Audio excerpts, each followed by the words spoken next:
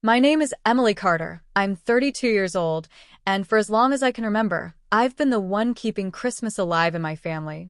It wasn't because I had the most money. God knows my older brother Daniel and my younger sister Sophie earned far more than I did. It wasn't because I had children to spoil or a partner to impress. I didn't. I was single, and in my family's eyes, that somehow made me less. But every December, I made it my mission to create magic. I bought gifts for everyone, thoughtful ones, not just things grabbed off a clearance rack. I planned menus, baked cookies, and decorated my small apartment like it was straight out of a Hallmark movie. When my parents hosted, I helped pay for groceries.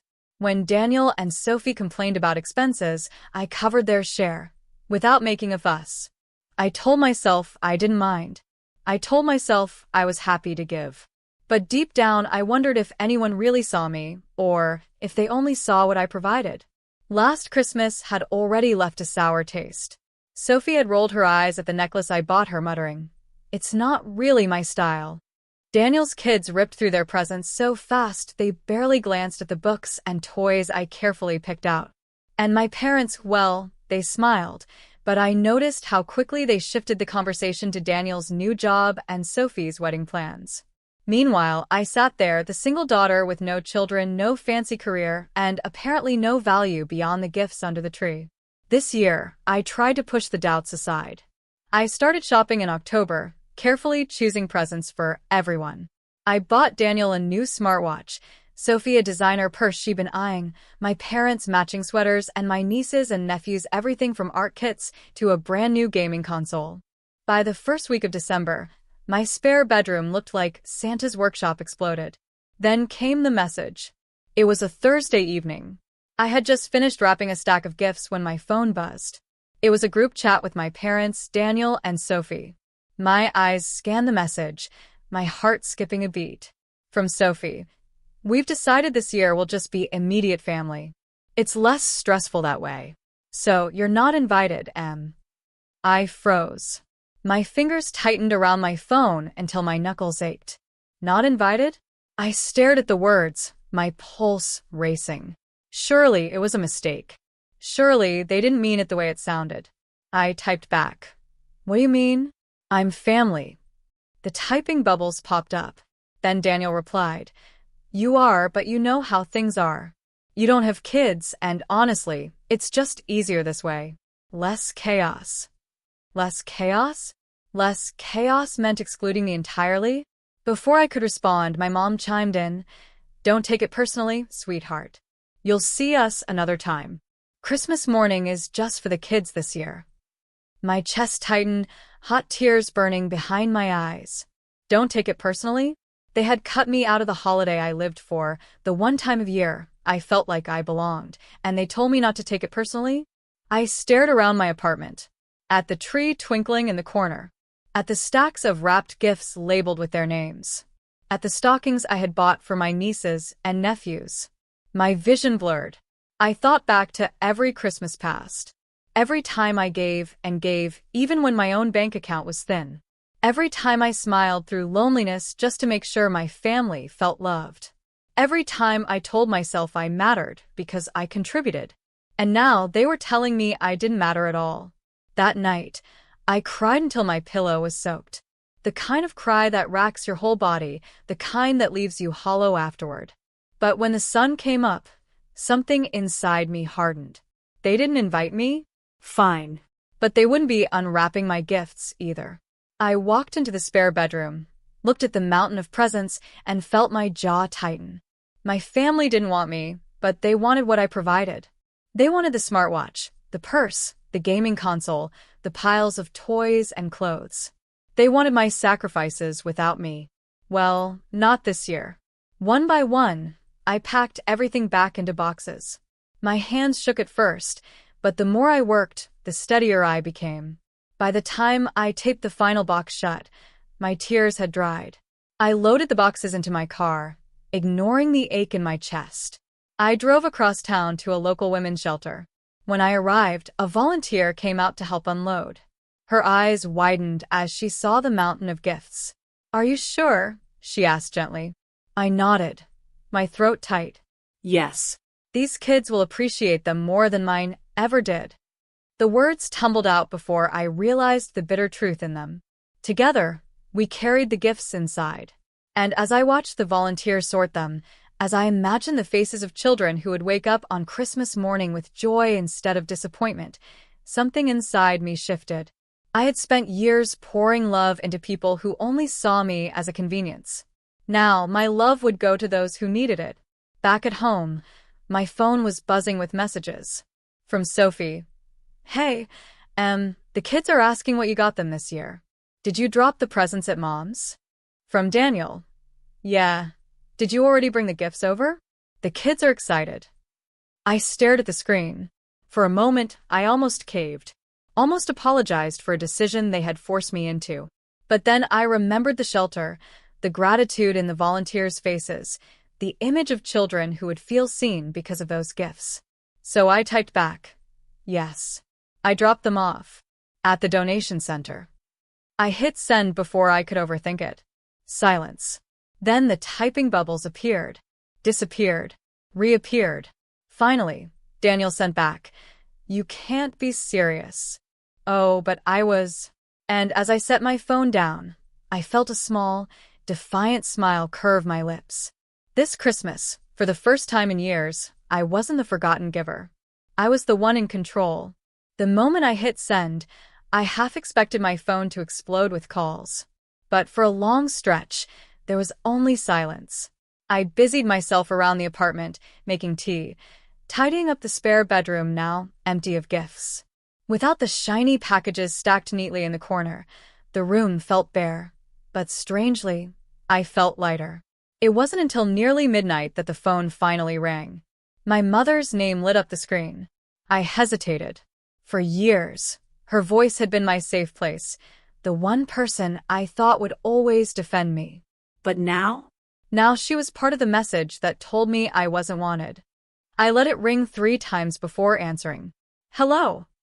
Her voice was sharp, urgent. Emily, what did you do? I sat down at the kitchen table, my hands shaking only slightly. I donated the gifts.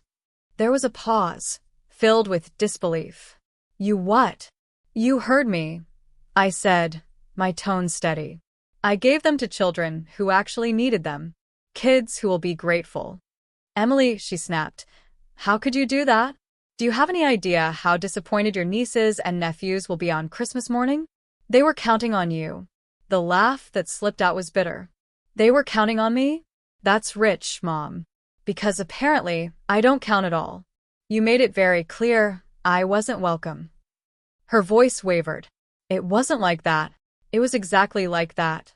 I cut in. My throat tightened, but I pushed the words out. You told me not to come. You excluded me. And now you're upset that I'm not supplying the holiday for you? Silence. For a moment, I thought the call had dropped. Then she sighed heavily. Emily, you're being dramatic. This isn't about you. It's about the children. The children. Always the children. As if my worth was measured only by what I could give them. As if I had no value outside of the gifts under the tree. I have to go, I said flatly, and I hung up before she could respond. For the first time in my life, I hung up on my mother. That night, I slept like I hadn't in weeks. The next morning, my phone buzzed nonstop. Dozens of messages from Daniel and Sophie, alternating between disbelief, anger, and guilt-tripping. Daniel, you ruined Christmas. Sophie, how could you be so selfish? The kids will be heartbroken. Daniel again. After everything we've done for you, this is how you repay us? I stared at their words, my jaw clenching tighter with each message. After everything we've done for you? What exactly had they done for me? Mocked my single status? Rolled their eyes at my gifts? Cut me out of the holiday altogether? By noon, Sophie called.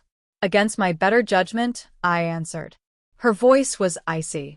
Emily, what is wrong with you? I leaned back in my chair, staring at the blinking Christmas lights on my little tree. What's wrong with me? Sophie, you told me not to come. You said I wasn't invited. Did you really think you could exclude me and still expect my gifts to show up like magic? You're twisting things, she snapped. We just wanted a smaller Christmas. Less stress. You always make everything so big. I closed my eyes, fighting back tears. Big? You mean thoughtful.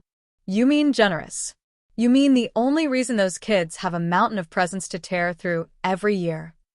Sophie scoffed. You're overreacting. It's not that serious. Not that serious? My voice cracked, rising despite my efforts to stay calm. You told me I wasn't wanted. Do you have any idea what that feels like? To be erased from your own family's holiday. Her silence was answer enough. I hung up again, my hands trembling. Over the next few days, the calls and messages kept coming. Guilt trips disguised as concern. Accusations disguised as reason. My parents begged me to reconsider, to at least bring something small for the kids. Daniel sent me a photo of his daughter's handwritten wish list with a note. Look at this. She's going to cry when she realizes Aunt Emily didn't come through. Every attempt was another knife twist. For years, I had given and given, thinking one day they'd see me. One day they'd value me. Instead, the moment I stopped providing, they painted me as the villain. But something inside me had shifted.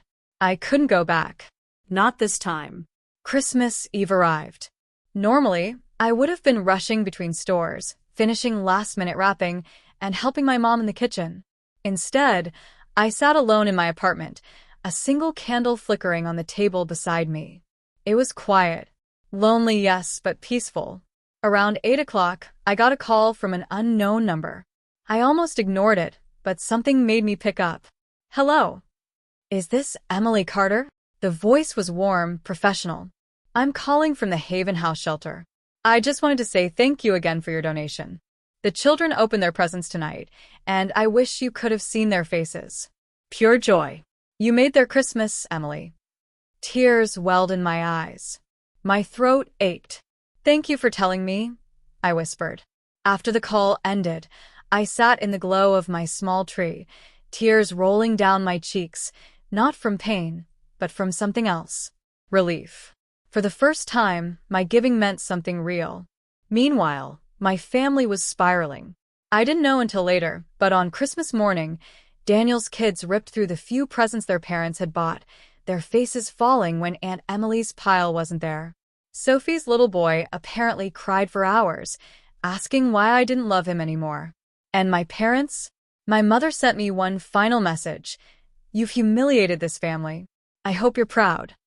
I didn't reply, because I was proud, not of the pain I caused, but of the boundary I finally drew. They had taken my love for granted for too long. This year, I wasn't their doormat. I wasn't their endless supply of gifts. This year, I chose myself. And as I sat in my quiet apartment, sipping coffee and watching snow fall softly outside, I realized something important.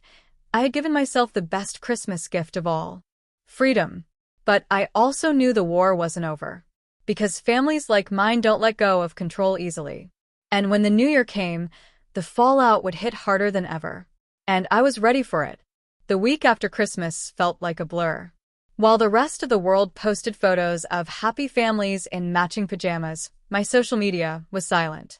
I avoided scrolling because I knew what I'd find. Pictures of my family gathered without me, smiling around the tree I wasn't welcome to sit beside. Instead, I focused on small, quiet joys. I baked cookies for myself. I watched old Christmas movies I used to love. I took long walks through the snowy park near my apartment. It wasn't the holiday I imagined, but it was mine. Still, the silence from my family gnawed at me. Not one Merry Christmas text. Not one call. Nothing but a cold void where my family used to be. That void finally shattered on New Year's Eve. I was curled up on the couch in sweatpants, sipping cocoa while the TV droned on in the background, when my phone rang. Daniel's name lit up the screen. Against my better judgment, I answered. Hello. His voice was sharp, brittle. Emily, do you realize what you've done?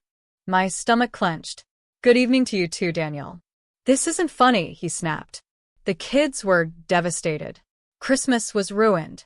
Do you understand that? They cried for you. They cried because you were selfish.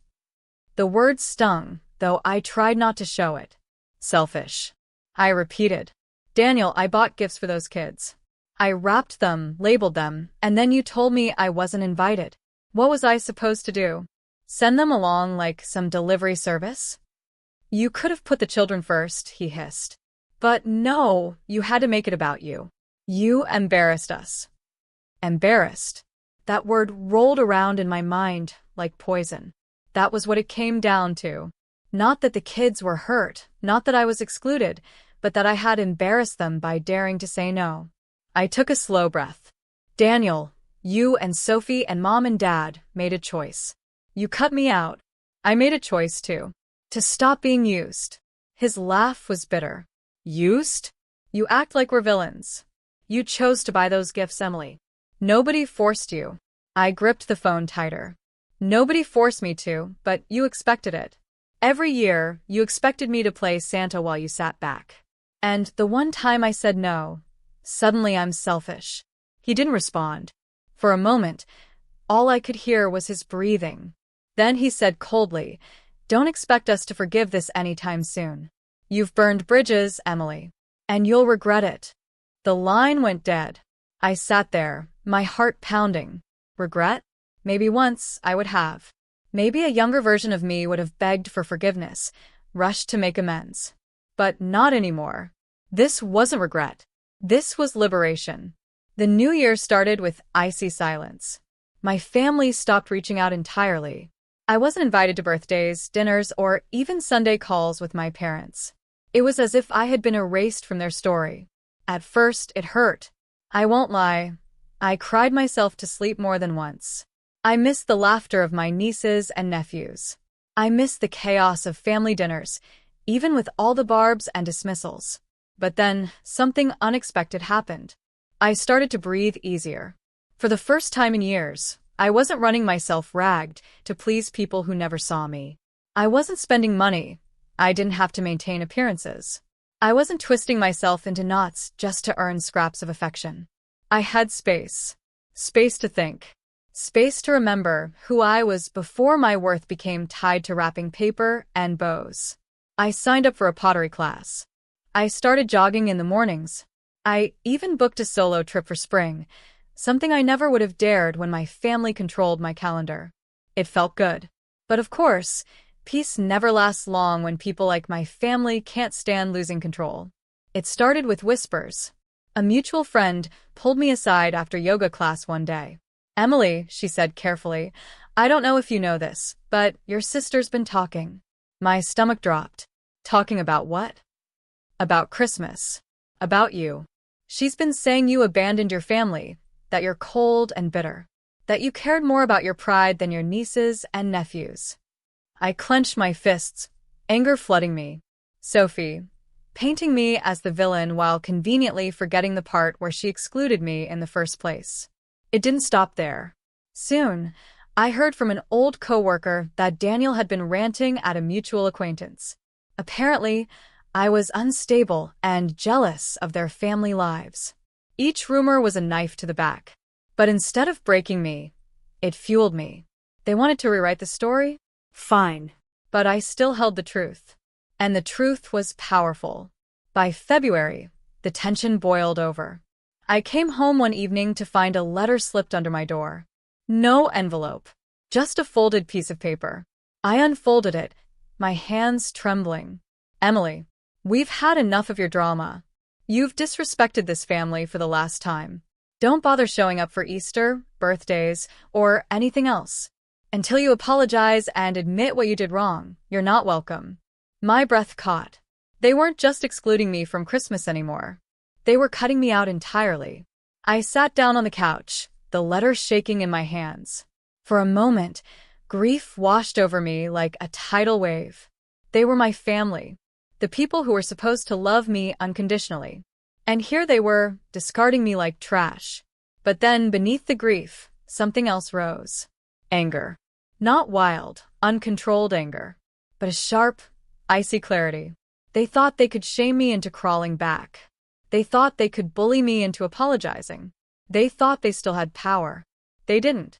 Because I had already given it away, every gift, every dollar, every ounce of sacrifice they took for granted.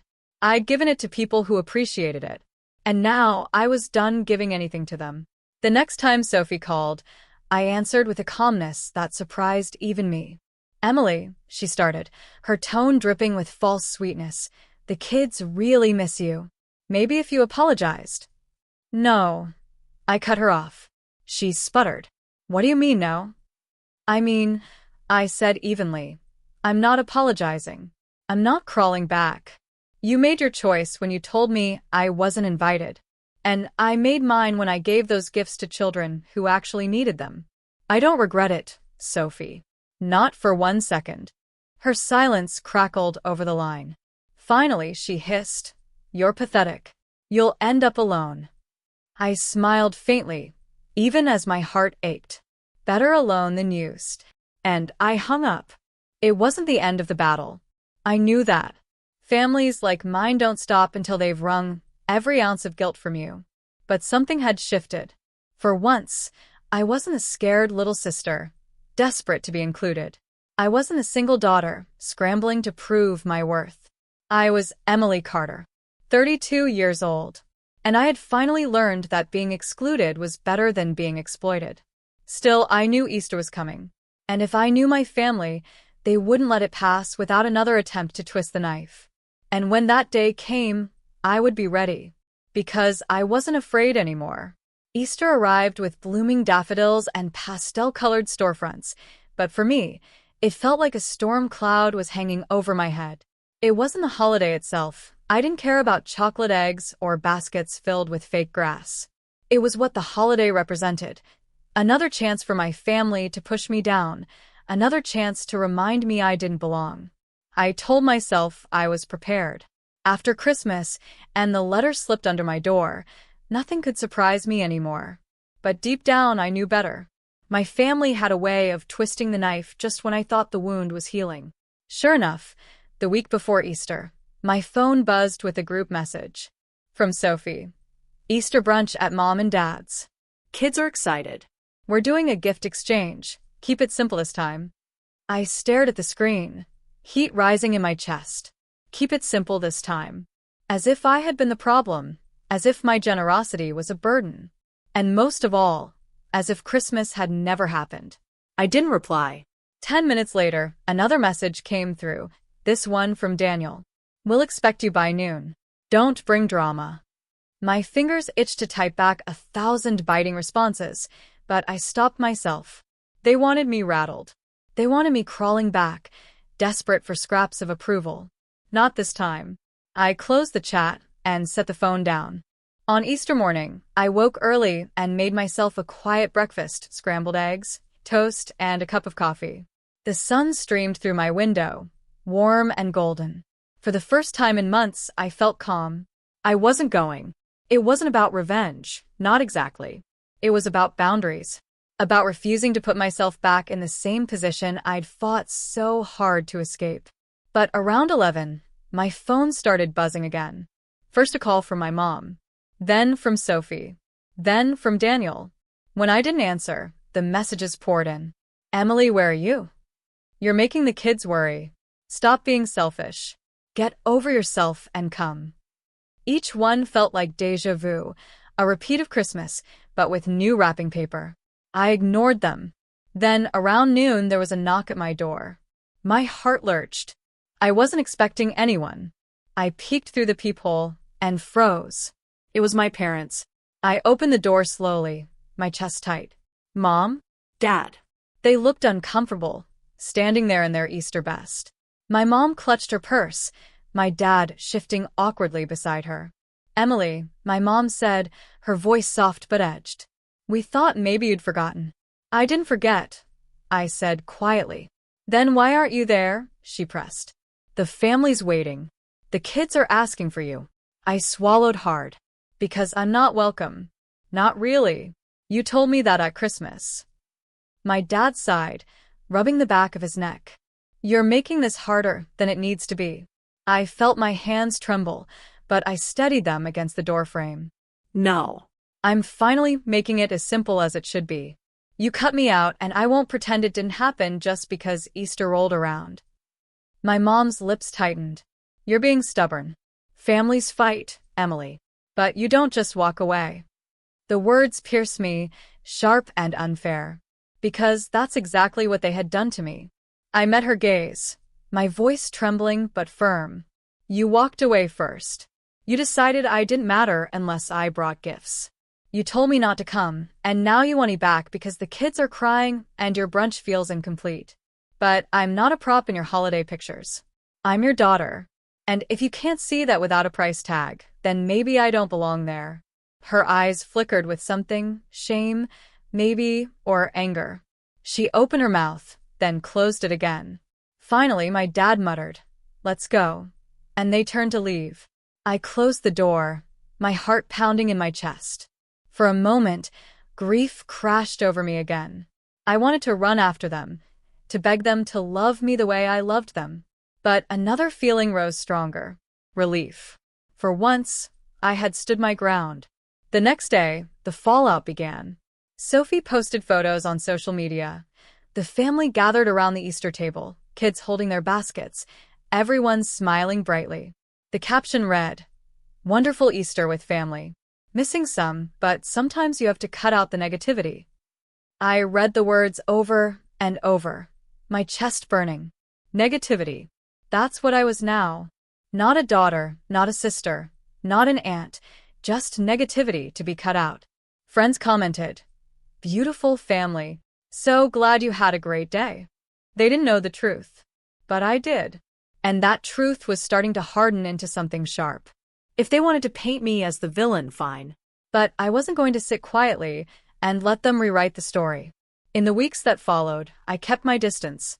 I threw myself into work, into hobbies, into friendships that actually nourished me. But my family's absence lingered like a ghost. One evening, I was out with a friend when my phone buzzed.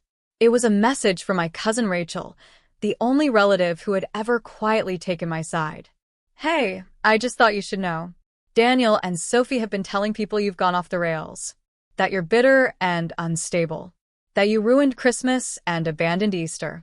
I didn't believe it, but others might. My stomach dropped. They weren't just excluding me. They were smearing me. That night, I lay awake staring at the ceiling. Anger roared through me, hot and unrelenting. I had tried to walk away quietly, to let them have their picture-perfect holidays without me. But now they were attacking my name, my character. I couldn't let it stand. The next weekend, I made a decision. I went to the shelter where I had donated the Christmas gifts. I spoke with the director, asked if they'd be willing to share some of the stories from that night. The joy, the gratitude, the way those presents had changed the children's holiday. They were more than happy to oblige. They gave me photos, testimonials, even handwritten notes from kids thanking the anonymous Santa who had shown up when no one else did. I posted it all online with a single caption, "This is where my Christmas gifts went." To children who truly needed them. To families who appreciated them. Not to people who cut me out and called me selfish. I don't regret a single thing. The response was overwhelming. Dozens of comments from friends and acquaintances poured in. People I hadn't spoken to in years messaged me privately to say how proud they were, how inspiring it was that I stood up for myself. And just like that, the narrative shifted. My family had tried to paint me as bitter and unstable. But now, the world saw the truth, a woman who had turned betrayal into generosity. For the first time in months, I felt powerful again. But deep down, I knew this wasn't the end. Because people like Daniel and Sophie don't take kindly to being exposed. And I could already sense the storm brewing. When I made that post about donating the Christmas gifts, I thought it would be the end of it. A final statement, a line in the sand. But instead, it was the beginning of a new war. At first, the responses were overwhelmingly supportive. Friends, coworkers, even distant acquaintances messaged me to say how proud they were. "You did the right thing," one wrote. "Don't let anyone guilt you into believing otherwise." Another said, "It's inspiring to see someone stand up for themselves, especially against family." For a few days, I felt vindicated. Seen. But then the other side began to speak. Sophie posted a long, carefully written Facebook status about how family ties should matter more than pride. She wrote about selfish relatives who turned their backs on innocent children. She didn't use my name, but she didn't need to. Everyone who read it knew who she was talking about. Daniel chimed in, too, commenting things like, "It's sad when people care more about attention than family." And my mother, my own mother, shared Sophie's post with the caption, "Disappointed, but praying for her." That last one broke something in me. Disappointed. Praying for me. As if I was lost, broken, in need of saving, when really, all I had done was refuse to be used. The comments section lit up. Some people defended me, pointing out the hypocrisy. But others sided with my family. Neighbors I'd known since childhood wrote things like, "Shameful. How could she do that to her parents? Ungrateful." It was like watching my reputation unravel in real time. I tried to brush it off, to remind myself that I knew the truth. But it's hard to stay calm when your own blood is rewriting your story. One night, after reading one too many barbed comments, I slammed my laptop shut and whispered to the empty room, "Enough. If they want a war, they've got one." That weekend, I started gathering receipts. Literal receipts. I dug through drawers and folders, pulling out bank statements and credit card records. Every December, I had spent hundreds, sometimes thousands, on gifts, groceries, decorations. All for my family. I highlighted the biggest purchases: the gaming console, the designer purse, the flights I paid for when Sophie claimed she couldn't afford tickets one year. Then I pulled out photos. Dozens of them from past Christmases. Pictures of Daniel's kids surrounded by piles of gifts from me. Sophie showing off jewelry I bought her. My parents unwrapping expensive items with smiles. I posted them in an album online with a single caption. "For those who think I'm selfish, here's what I've given, year after year." This isn't about gifts, it's about respect. And respect should never have to be bought. It was nuclear. Within hours, the comments exploded. Some people were stunned. "I had no idea you did all that," one friend wrote. Others were furious on my behalf. "They used you like an A-team," another said. My family went silent. Not a word from Sophie, Daniel, or even my mother. For the first time, they had no defense. But silence doesn't mean surrender. A few days later, I got a call from an unknown number. Against my better judgment, I answered. "Emily." The voice was low, tense. It was my father. "Yes," I said cautiously. "Take the post down." I gripped the phone tighter. "Why should I?" "Because you're humiliating this family," he snapped. "It's bad enough you made a scene at Christmas, but now you're airing dirty laundry for the world to see." I felt my pulse quicken. "It's not dirty laundry. It's the truth." His voice hardened. "The truth doesn't matter if it destroys your family's name. Do you really want to be the reason people look at us differently?" Something inside me cracked then, not from guilt, but from clarity. That was all it had ever been about. Appearances. Their name. Their reputation. Not me. Never me. I took a deep breath. "Dad, I'm not the reason people look at you differently. You are. You cut me out. You treated me like a bank account. I'm just done hiding it." Before he could respond, I hung up. And for the first time, I didn't feel guilty. The weeks that followed were quiet on the surface, but I could feel the tension buzzing underneath.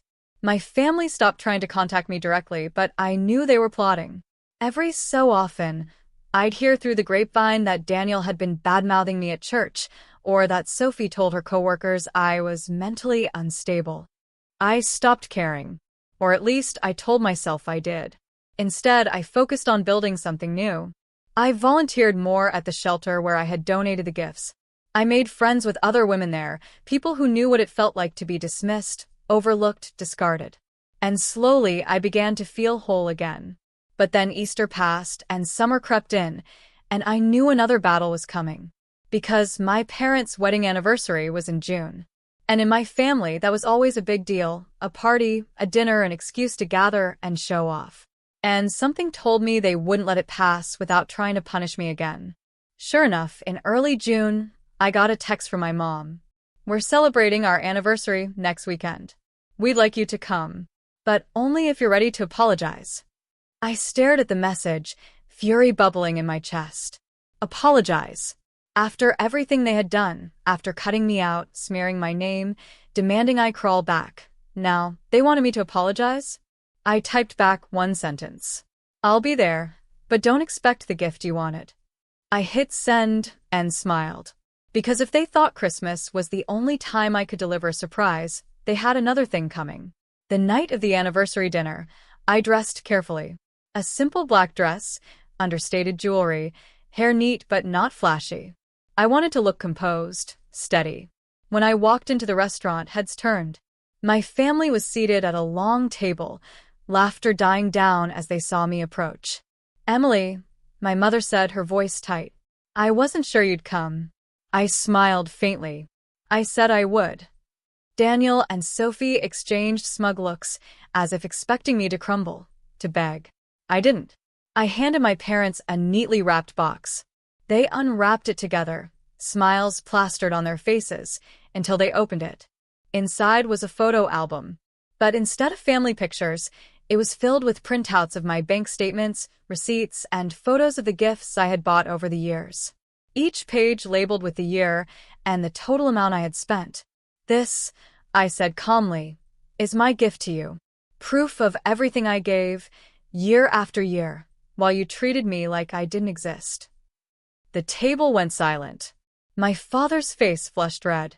My mother's smile faltered. Sophie's mouth hung open. "And Daniel?" he muttered. "You're insane." I met his gaze evenly. No. "I'm done being your fool." I stood up, smoothed my dress, and walked out. For once, I didn't look back. After the anniversary dinner, I thought there would be an explosion. Some screaming match in the parking lot, a barrage of furious texts, maybe even one of my parents showing up at my door. But instead, Silence. for 3 days, not a word. At first, I wondered if maybe they'd finally gotten the message that I was done being their punching bag, their ATM, their emotional scapegoat. But deep down, I knew better. My family never surrendered. They plotted. On the 4th day, I got my answer. A mutual friend, Claire, called me. She sounded hesitant, almost guilty. "Emily, I think you should know something. Your brother's been telling people things about you." My stomach tightened. "What kind of things?" She sighed. "That you've always been jealous. That you're unstable. That you spent money on gifts because you were desperate for attention. He even said you might have a drinking problem." I nearly dropped the phone. "A drinking problem? I barely have a glass of wine once a month." "I know," Claire said quickly. "I don't believe it. But others might. He's saying it at church, at work events. He's painting you as the crazy one." I sat in stunned silence, fury rising in my chest like fire. They had taken my generosity, twisted it, and now they were twisting me. "Thanks for telling me," I whispered. After we hung up, I sat on my couch, fists clenched, heart racing. This wasn't just family drama anymore. This was character assassination. And I wasn't going to let them win. Over the next week, the rumors spread. Old friends started reaching out awkwardly, asking if I was okay. A coworker made a joking comment about me needing coffee instead of wine at 9 in the morning. Everywhere I turned, I felt the sting of Daniel's lies. I wanted to scream, to blast him publicly, but I forced myself to wait, to think, To plan. because revenge wasn't about anger. It was about timing. Then came the breaking point. One Saturday morning, I went to the grocery store.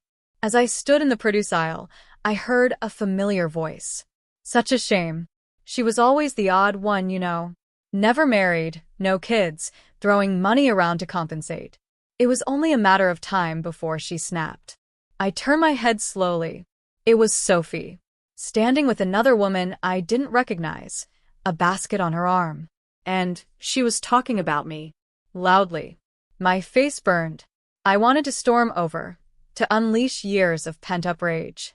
But instead, I smiled coldly and walked right up to her.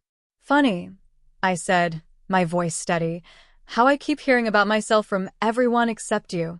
If you have something to say, Sophie, you could say it to my face." Her eyes widened, then narrowed. "Emily, I didn't see you there." "Clearly," I replied.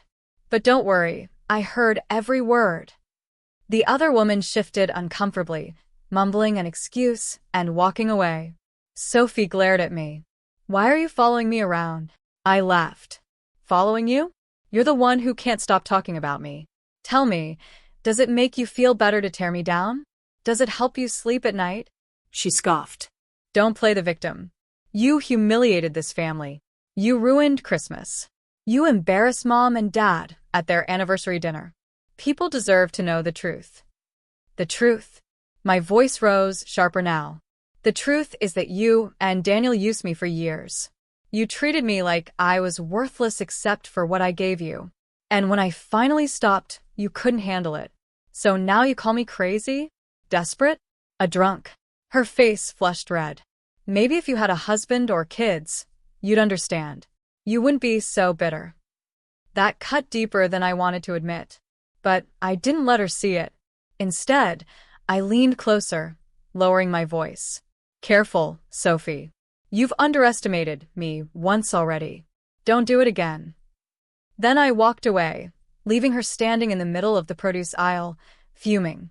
That night, I pulled out my notebook, the same one I had scribbled in the night after Christmas. And I began to write. Not just my feelings this time. Facts. Timelines. Receipts. Every time they excluded me. Every time they mocked me. Every dollar I spent. Every cruel word.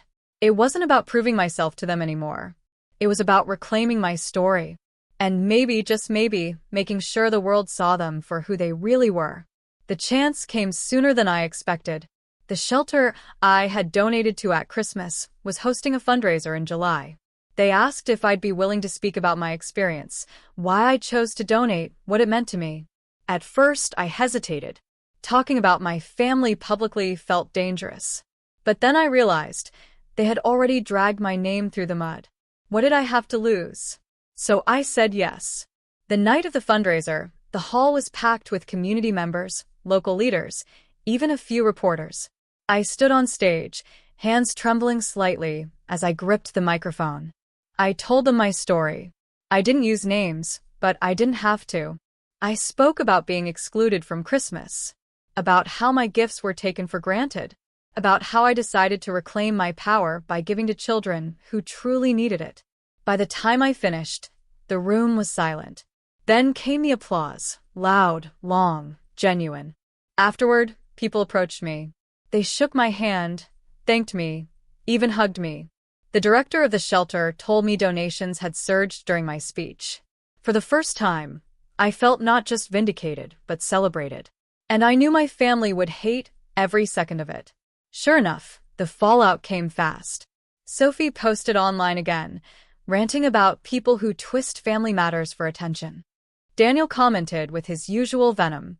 My parents stayed quiet, but I heard from Rachel, my cousin, that they were mortified. Good. Because for once, the embarrassment wasn't mine to carry. But even as I savored that small victory, I knew the battle wasn't over. Because people like Daniel and Sophie don't stop when they're cornered. They lash out harder. And I could already feel it coming, the desperate, final blow they'd try to land to break me once and for all. The question was, would I let them? I closed my notebook, set down my pen, and whispered to myself, not this time. This time, I'll be ready. The fundraiser changed everything. For months, I had been the villain in my family's story, selfish, unstable, bitter. But the night I stood in front of strangers and shared my truth, I felt something shift. For the first time, people saw me not as a failure or a burden, but as someone strong. Someone who turned betrayal into generosity. I walked off that stage lighter than I'd felt in years. But the peace didn't last long. 2 weeks later, I came home from work to find an envelope taped to my door. My heart sank before I even opened it. Inside was a letter. Short. Cruel. Emily, we've had enough of your attacks.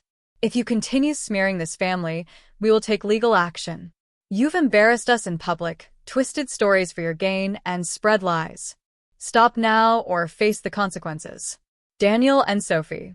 I laughed. Out loud. The kind of laugh that bubbles up not from humor, but from disbelief. Legal action? For telling the truth? I dropped the letter on the counter, poured myself a glass of water, and sat down. My hands shook, but not from fear. From adrenaline. This was their last card. Threats. Intimidation. Desperation. But they didn't realize something. I wasn't afraid anymore. The next day, I met with a lawyer. A kind woman named Janet, recommended by a friend. I showed her the letter, my posts, the rumors being spread about me. She read everything carefully, then looked up with a faint smile. Emily, they don't have a case. You haven't defamed them. You haven't used names. You've shared your experience. That's your right. Relief washed over me. But Janet wasn't finished. In fact, she added, if they keep spreading lies about you, accusing you of drinking, instability, things that hurt your reputation, you could have a case against them.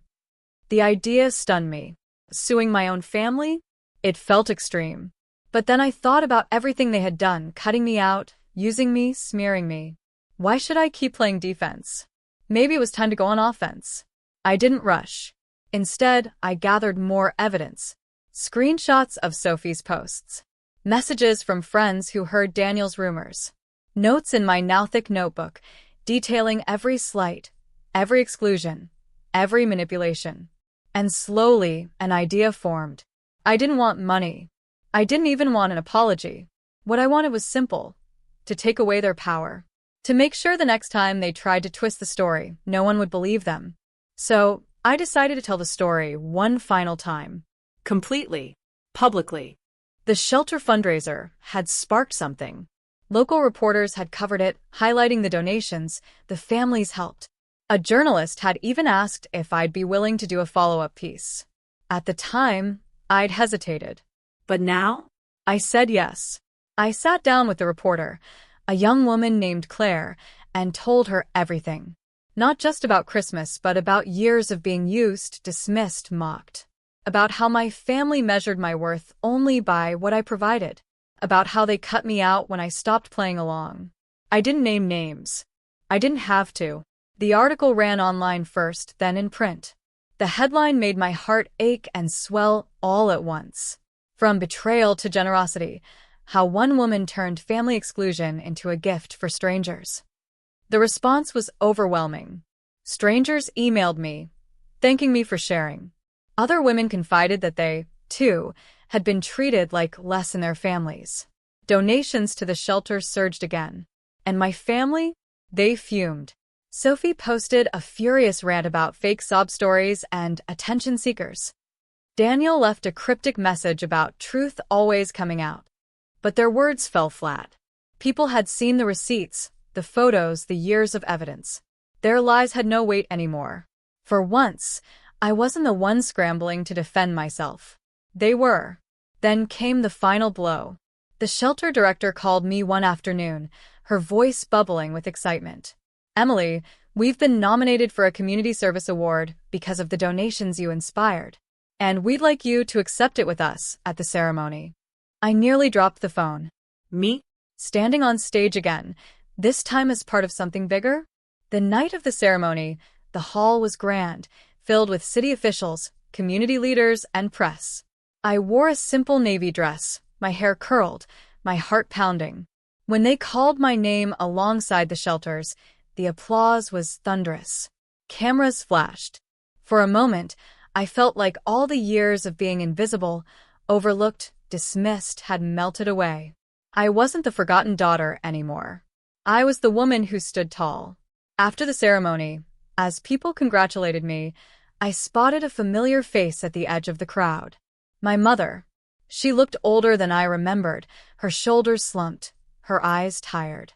She didn't approach me, just stood watching as others shook my hand.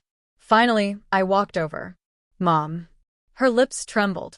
Emily, I didn't know it would come to this. I swallowed hard.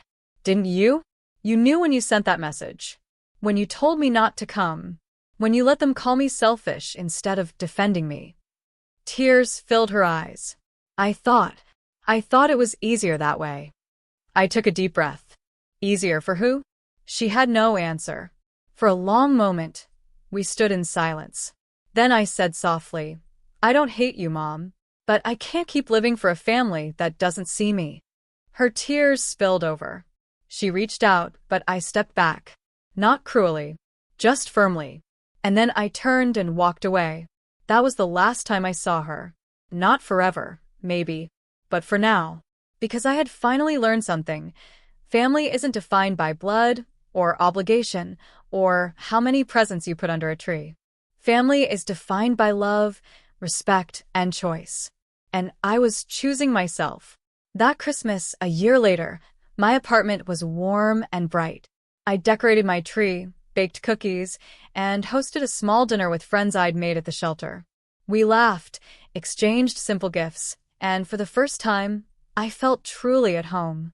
There were no strings attached, no expectations, just love. And when I thought back to that first message, "You're not invited," I realized something. They were right. I wasn't invited. But I had built a life where I didn't need to be. And that was the sweetest gift of all.